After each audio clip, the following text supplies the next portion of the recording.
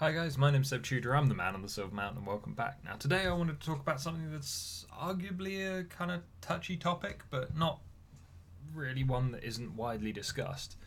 And that is the topic of crazy exes. There isn't a single person that I've talked to that hasn't had at least one relationship that has ended in, at least in part, due to the excessive, over the top behavior of their partner. And there are obviously swings and roundabouts. Some people will at one point be the victim of it, and then the next time be the cause. So there's all that. But whether it's a boyfriend that won't allow you out of the house without an armed escort, or whether it's a girlfriend who took scissors to all of your clothes for, as far as you're concerned, no reason. The thing that I actually want to talk about in regards to so-called crazy exes is less them and more the fallout.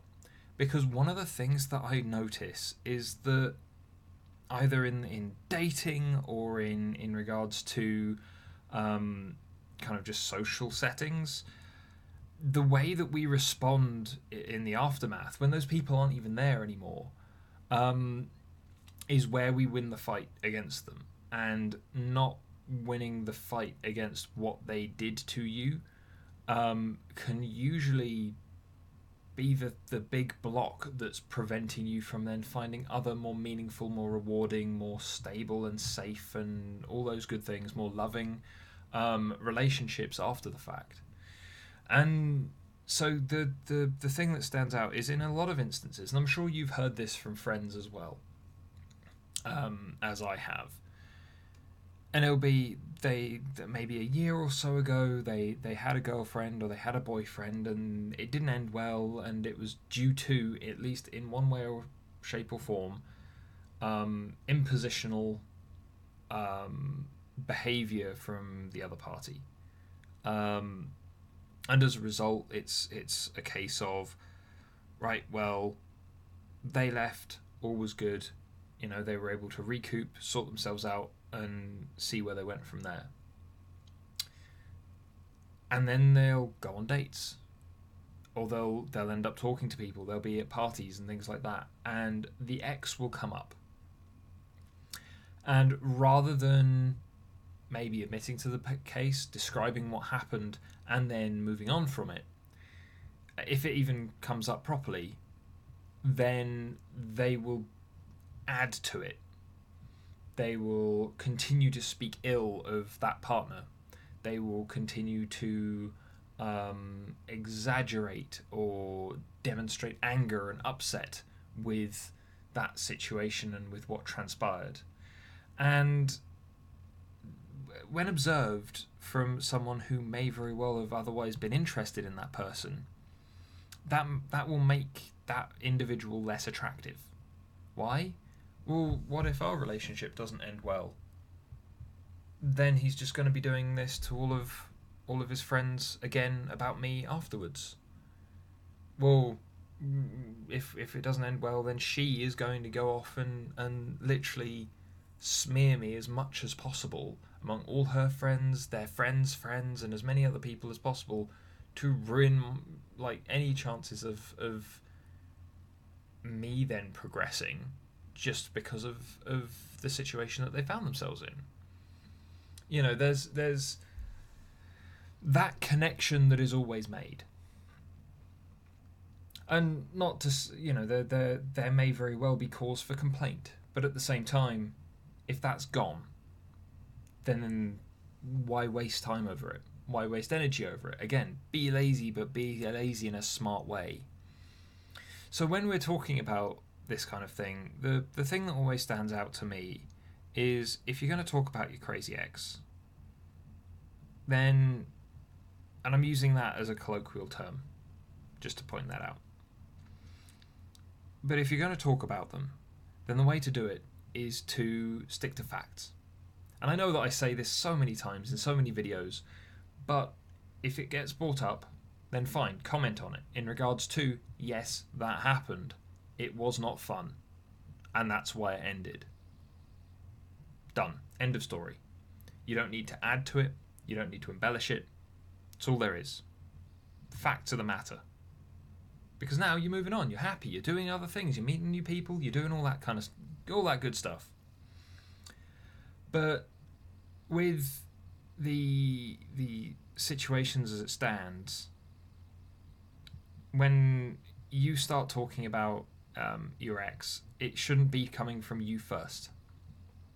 If someone else brings it up, if it's a tangential thing, I've been on dates before, a long time ago, relatively speaking now, but I've been on dates where the question came up, how did your last relationship end? And I know that that's a gauging question, but there's no point in being dishonest or dodging the question.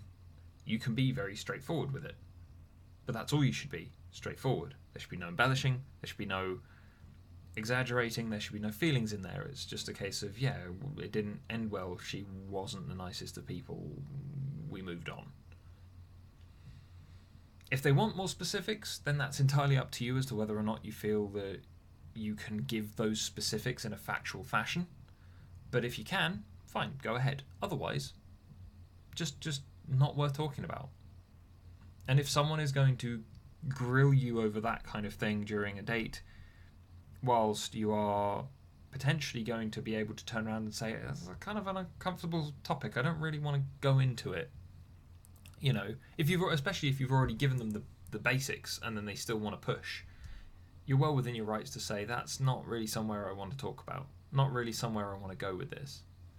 And then if they won't let up, then that's probably a good sign that that person's also going to be probably not the best for you. So the reason why I'm talking about this is that it's stuff that I overheard the other day when I was among friends, and this stuff came up, and it came up from someone else. They didn't give the facts. They instantly went into how miserable this woman was, and how many insults he could call her and all the rest of it, because it was painful. And the reason why we fixate on these things, by the way, the reason why it's so hard to let go of this stuff and only stick to the facts of the matter, is because we allowed someone to get in past our defences into our most vulnerable places, and they have arguably taken advantage of that. As with some of the topics we've been talking about in regards to manipulation and stuff like that, people will do that. And when they do, you not only feel betrayed, but also you start to worry about what other people will do. In which case, when you're a guy or a girl and you're going off about how crazy and negative and abusive and horrific your last partner was, you are doing it as a warning, like a warding mechanic. You're going out and you're saying all these things so that you're going, if you're going to be like this, then I've already ended it with one, I don't want to do it with another, I will end it with another.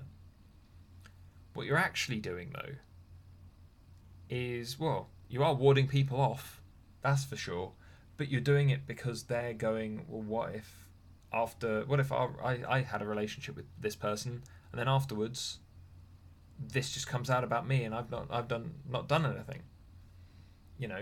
In which case, don't try and cherry. Don't try and kind of icing on a words, Seb, words. It's been a long day of recording, you'll have to excuse me. But don't try and sugarcoat it. That's what I'm trying to say. But what it comes down to is, like, you can put across the idea of it being a negative experience, of being a bad thing that happened to you, without it being a case of going into drastic insults about someone that isn't even there, and demonstrating how vitriolic and negative you can be towards someone that you were potentially quite close to. In which case, you don't have to kiss and tell. Own up to the specifics of the situation that occurred, and then move past it. As said, be lazy in a smart way. You can't change the past. Not worth worrying about. What can you change? The future. Right. Do you need to acknowledge the past? Sure.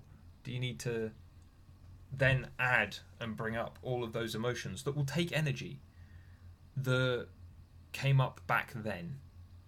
Do you need to do that at the same time? No. What would be a better use of that energy? Well, making new friends, talking to new people, going and meeting potentially the next big love of your life or relationship that you're going to have. All of those things are far more important than getting stuck on one person who treated you badly for whatever reason. You know, it's a bit of an excessive situation a lot of the time when it comes to people bringing it up and talking about it. And sometimes it comes down to people doing it for validation. You know, was I right to drop this crazy person because this is what they did to me? Oh, yes, of course you were, pat, pat. Congratulations on getting yourself out of a bad situation. Sure. But at the same time, that still anchors you in that bad space that you were in back then, just after or during the ending of that relationship anyway.